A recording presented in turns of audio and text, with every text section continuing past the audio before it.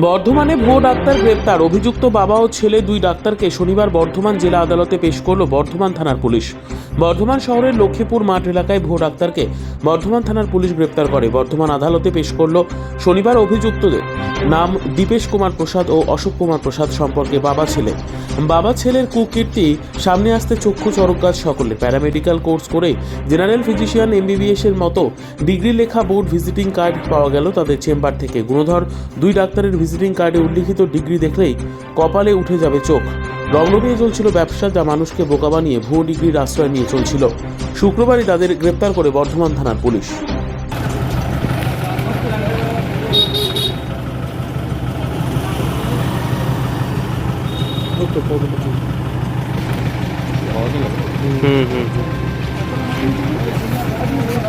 কি বলবেন আপনি?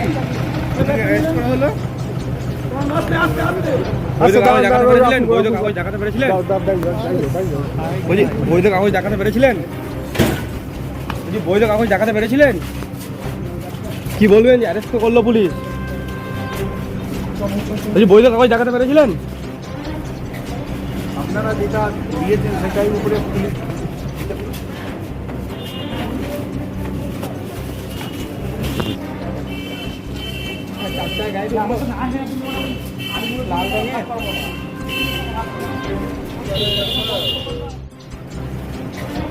আপনারা যেটা দিয়েছেন সেটাই উপরে পুলিশ ভিত্তি করেছে, আর তো কিছু নাই।